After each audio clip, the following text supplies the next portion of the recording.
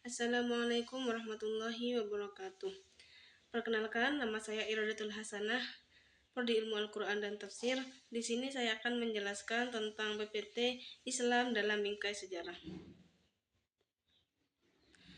Islam dalam sejarah itu terdiri dari beberapa periode.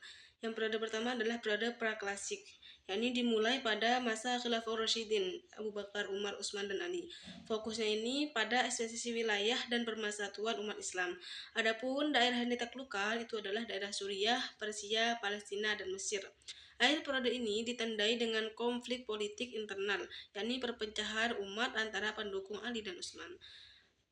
Periode klasik itu terdapat dua kejadian. Ada dua fase. Yang pertama adalah fase kejayaan, yakni Islam mencapai puncak kemajuan dalam ilmu, filsafat, dan hukum Islam.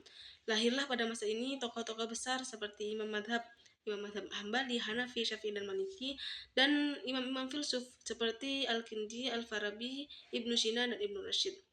Peradaban Islam berpengaruh besar terhadap peradaban Barat. Yang kedua adalah fase disintegrasi. Terjadi pada masa ini adalah kejadian perpecahan dinasti Buweh, Saljuk, dan Husayshin. Dan juga terjadi kekalahan dalam perang salib dan mulai melemahnya kekuasaan politik dan kesatuan umat. Pada periode pertengahan, yakni pada tahun 1250 sampai 1800 Masehi, ada dua fase. Yang pertama fase kemunduran, yakni runtuhnya Baghdad oleh Monggol dan meningkatnya perpecahan Sunni dan Syiah. Dunia Islam itu pada masa ini dunia Islam terbelah menjadi dua. Ada yang wilayah Arab berpusat di Mesir dan wilayah Persia yang berpusat di Iran.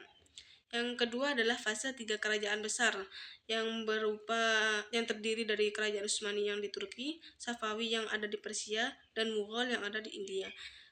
Pada masa ini mencapai kemajuan dalam arsitektur, sastra, dan seni, tetapi mulai melemah pada abad ke-18.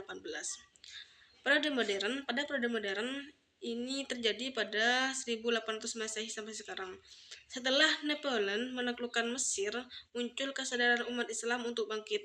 Tokoh pembaharu di sini adalah Jamaluddin Al-Afghani, Muhammad Abduh, dan Rashid Ridha, serta Toha Hussein dan lain-lain. Di periode ini mendorong pembaruan pemikiran dan ijtihad modern agar Islam kembali maju. Kesimpulan, peradaban Islam itu berkembang melalui 4 fase utama. Yang pertama adalah fase praklasik, yakni pembentukan dan ekspansi awal.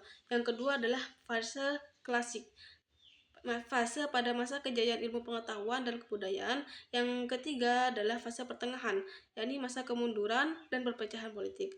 Adapun fase yang terakhir adalah fase modern, yakni fase pada masa kebangkitan kembali dan pembaruan pemikiran.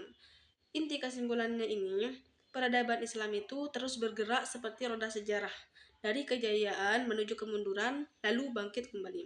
Kuncinya ada pada persatuan umat, kemajuan ilmu, dan semangat ijtihad untuk membangun peradaban yang unggul dan beradab.